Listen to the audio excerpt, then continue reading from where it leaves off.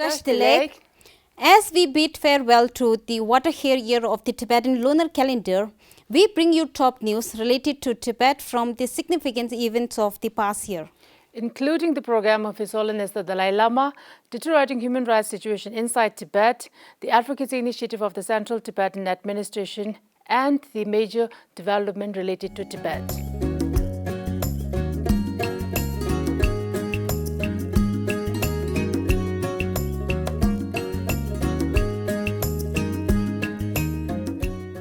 Last year, His Holiness the Dalai Lama visited places such as Bodh Gaya, Ladakh, Sikkim and Delhi and continued sending message of peace and compassion, meeting thousands of people in the region. His Holiness the Dalai Lama embarked on a visit to Ladakh in early July where he conducted teachings. During his stay, he also traveled to the village of Stok in Ladakh where he attended the 50th anniversary of the Lamp for the Path to Enlightenment and the summer session associated with it. Additionally, His Holiness bestowed a long life initiation of White Tara at Karze, situated in the lower part of Ladakh, while receiving long life prayers from both the local community and monastic assembly of Ladakh. Furthermore, His Holiness graced lunch banquets, fostering community bonds and camaraderie. Notably, he dedicated time to impart teachings to the local Tibetans in Ladakh. His Holiness visited Ladakh for an extended period of 1.5 months. In late December of the previous year, His Holiness gave a teaching on the 37 practices of Bodhisattva in Gangtok, Northeast India. The government of Sikkim and the Tibetans living in the region offered His Holiness with long life prayers. Following that, His Holiness gave a teaching on the development of Bodhicitta at the Segyu Monastery in Salugara, West Bengal. His Holiness arrived in holy place of Bodh Gaya where he presided over the first International Sangha Forum. His Holiness gave a 3-day teaching on praising the Dhammadhatu and permission of Manjushri. On January 1st, His Holiness attended a ceremony of offerings and prayers for his long life requested by the Central Institute of Tibetan Studies, Sarnath, and its alumni, Ponta Chosum Tibetan Settlement, Shalu Monastery, Chodilmulam Chimo Trust and Gandhi Monastery staff. His Holiness the Dalai Lama was invited to preside over the Gelugpa University convocation and award of Geshe Laramba degrees to Geshes who graduated over the last 4 years. During the last day of his sojourn at Bodh Gaya, His Holiness presided over the Nyingma Prayer Festival for the peace of the world. Overall, His Holiness the Dalai Lama spent a month in the holy place of Bodh Gaya. In April, His Holiness presided over the second day of the first Global Buddhist Summit held at Ashoka Hotel in Delhi. In September, His Holiness visited and inaugurated the Khamgar Duk Dharmakara College, Tashijong. In addition, His Holiness the Dalai Lama received and advised the heads and members of several Indian non-governmental organizations working for the welfare of the community in Dharamshala, the Thekchen Chilling Temple in February. In April, a long life ceremony was offered by the students, staff and former students of Tibetan Homes Foundation and CST Masuri, along with ex-students and ex-vocational trainees of CST Panchmari. On behalf of the residents of the 2 settlements of Kham, the Nyingma Kato Monastery and the Kato Saton, offered long life prayers as well. In May, the Foundation for the Preservation of the Mahayana tradition of the late Lama Zopa Rinpoche offered a long life prayer. At the end of May, His Holiness gave a teaching on the generation of Bodhicitta and blessing from Jijun Manjushri to young Tibetans. In June, he gave a teaching on the 8 verses on training the mind, a teaching on the generation of Bodhicitta and teaching on the praise of auspiciousness.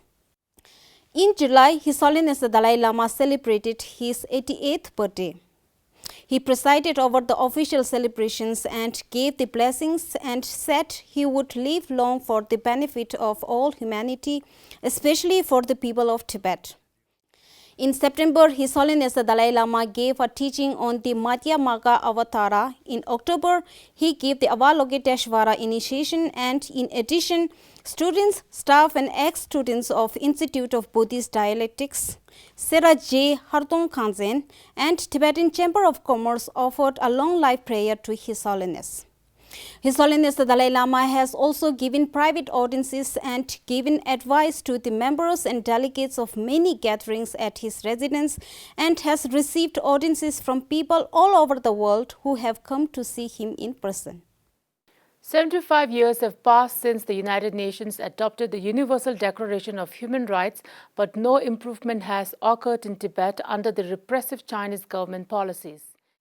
In the past years, the Chinese government has increased its repression of Tibetans in Tibet through the use of advanced technology to monitor and control Tibetans, to further exacerbate concerns about privacy, freedom of expression, and cultural preservation. The basic freedoms, human rights, and environmental conditions of the Tibetan people in Tibet continue to be under pressure. According to the Freedom House report, Tibet has been ranked as one of the least free countries in the world for 3 consecutive years. The practice of arbitrary arrest and detention with severe torture persists. Sonam Gyalpo, a former political prisoner who had been in Chinese captivity for years, was reported to have died. Sonam was arrested on the charges of participating in Lhasa protests and having found a portrait of His Holiness the Dalai Lama in his home. In another report, Geshe Sonam Gyatso, who was arrested and sentenced to 2 years in prison for sending money to the 2 Tibetan religious protectors, His Holiness the Dalai Lama and Kyabche Kirti Rinpoche, was released from prison after a long period of imprisonment, but his physical condition remains very poor due to the torture in prison. There is also the report that in August, the writer Lobsang Lundup, also known as D. Lardin, was released from prison after 4 years in Chinese government detention. In September, the Chinese government announced the implementations of the so-called Order No. 19, which requires official approval for all religious activities in Tibet and the monasteries and other centers in China. The Department of Information and International Relations of the Central Tibetan Administration showed serious concern over this new order, which will intensify restrictions on religious freedom inside Tibet, and called this policy which aims to sinicize Tibetan Buddhism. In August, Gomboki was reported to have been beaten by Chinese police when she asked to see her imprisoned brother Doji Tashi. In November, Gyelo, Tseto, Bamo, and Kori, 4 Tibetans from village of Kirigo, Abu in the Kekur area of Serda County, were arrested again for religious activities and sentenced to 2 years in prison at Yanga prison. In December, Tsiringcho was arrested and detained for days for exposing the Chinese government's racial discrimination against Tibetans. In November, the Chinese government issued another so-called white paper on Tibet titled CPC Policies on the Governance of Xizang in New Era, Approach and Achievements. Tenzin Lekshe, the spokesperson of Central Tibetan Administration, dismissed the so-called white paper on Tibet released by the Communist Party of China. CTA said the paper is full of lies, misinterpretations and misconceptions, and hence unacceptable. Last year, on 25th May, on the anniversary of the abduction and disappearance of the 11th Panchen Lama, Jesu Tenzi Gendu Yishitile Pinzo Pelt Sangbo, also known as Gendu Choginima, Tibetans and supporters of the Tibetan cause have campaigned for the immediate release of the Panchen Lama. The 11th Panchen Lama Tenzi Gendu Yishitile was born on 25th April 1989 and was recognized by His Holiness the Dalai Lama as the reincarnation of the previous Panchen Lama on 14th May 1995. It has now been more than 28 years since the Chinese government abducted and disappeared the 6-year-old Panchen Lama along with his parents and Chadal Rinpoche. At the time of his abduction, Panchen Lama was considered the youngest political prisoner in the world. In the past year, the Central Tibetan Administration, led by the Kashak and the Tibetan Parliament in Exile, galvanized their advocacy for Tibet by meeting world leaders and members of the parliament from various countries to advance the cause of Tibet and strengthen the Tibet advocacy at different government levels in India and abroad.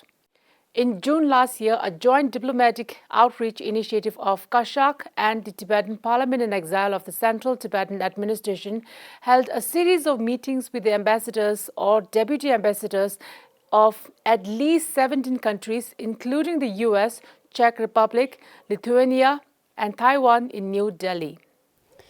Similarly, over the last year, Sikyong Pempasring of the Central Tibetan Administration made official visits to the United Kingdom, Norway, Denmark, Germany, Australia, New Zealand, Brazil, Colombia, Mexico, the United States, Canada, Estonia, Latvia, Lithuania, Finland, and Belgium to garner strong support for the cause of Tibet. Sikyong testified in the United States and Estonia and has responded to the media interviews in various countries. Each country has welcomed the Tibetan government as its highest level and has expressed strong support for the cause of Tibet. At the same time, the members of the 17th Tibetan Parliament in Exile also made official visits to Germany, Estonia, Belgium, France, and Luxembourg to present the Tibetan cause. Another group of members of the Tibetan Parliament also visited the Indian states of Rajasthan, Gujarat, Odisha, West Bengal, Sikkim, Tamil Nadu, Kerala, Jammu and Kashmir, Uttarakhand, Uttar Pradesh, Punjab, Haryana, Bihar, Jharkhand, Delhi, Maharashtra, Goa, Telangana, Madhya Pradesh and Chhattisgarh to present the Tibetan situation and make appeals to the governors of the states, the speakers of the parliament, the chief executive ministers, the central and state ministers, the support groups for the Tibetan cause and the general public in India. The cabinet ministers also carried out many activities for the welfare of the Tibetan people in exile, such as ensuring His Holiness the Dalai Lama's security, working on foreign relations, education, healthcare, and social welfare. The education minister, Thalamdroma Changra, visited the Sampota schools in northeastern India, such as Meo, Tizu, Tinzigang, and Shillong. Kalun met with Mr. Sanjay Kumar, the Secretary of the Central Education Bureau of India in New Delhi. Kalun Thalamdroma also attended the National Leadership Conference on Artificial Intelligence in School Education in South India in the state of Andhra Pradesh. At the same time, Minister for Department of Security Domagiri ensured His Holiness the Dalai Lama's safety and accompanied him on his travel for teachings and global summits. Nozudoma, the Minister of Department of Information and International Relations, also has visited Taiwan, Japan, Australia, New Zealand, Belgium and France to seek and strengthen support for the Tibet cause. In April, the 16th Kashak headed by Sikyong Pempasring has officially launched a vision paper securing Tibet's future, and the 17th Tibetan Parliament in Exile launched Strategic Plan 2023 to 2026 in August. In the past few years, many countries and international bodies have raised strong concerns and condemned the Chinese government's violations of human rights in Tibet and have issued resolutions, statements and reports in support of the Tibet cause. In November, the Central Tibetan Administration welcomes the House Foreign Affairs Committee's approval of the Tibet Bill HR 533 promoting a resolution to the Tibet-China Conflict Act. The committee voted unanimously at the markup hearing to approve the bipartisan promoting a resolution to the Tibet-China Conflict Act, also known as the Resolve Tibet Act. Sikyong Pempasring of the Central Tibetan Administration hailed this good news and said this will not only help the cause of Tibetans but also champion democracy, dialogue and the cause of peace around the globe. The bill dismisses the People's Republic of China's claim of Tibet being part of China since ancient times as historically inaccurate, and it empowers the State Department to actively counter China's disinformation about Tibet's history, culture and institutions, including the institution of the His Holiness the Dalai Lama. In August, U.S. Secretary of the State Antony Blinken also issued a press statement announcing the issuance of the strict visa for Chinese officials carrying out the policy of ethnic cleansing in Tibet. In December, the European Parliament passed a resolution condemning the Chinese government for the destruction of Tibetan culture through the establishment of coercive boarding school in Tibet. The resolution in support of Tibet was passed with high level of majority support with 477 votes in favor, 14 against and 45 abstentions. Similarly, the 53rd session of the UN Human Rights Commission discussed issue of boarding schools set up by the Chinese government in Tibet. The Tibetan Parliamentarian Support Group in Sweden presented 3 resolutions in support of Tibet to the Parliament of Sweden. These were to discuss the Chinese government, the question of the reincarnation of His Holiness the Dalai Lama, to discuss human rights in Tibet, particularly colonial-style boarding school, and the reopening of the dialogue between Tibet and China, and to urge the European Union to appoint a special envoy for Tibet. The Foreign Affairs Committee of the Canadian Parliament also sent a report to the Canadian Parliament in which it requested that the Chinese authorities responsible for implementing the boarding school policy in Tibet be given financial sanctions, and that all trade with international and Chinese manufacturers of machinery and equipment for the purpose of carrying out activities such as genetic screening and boarding schools be banned. Those were the top news from the Tibetan Water Rapid here.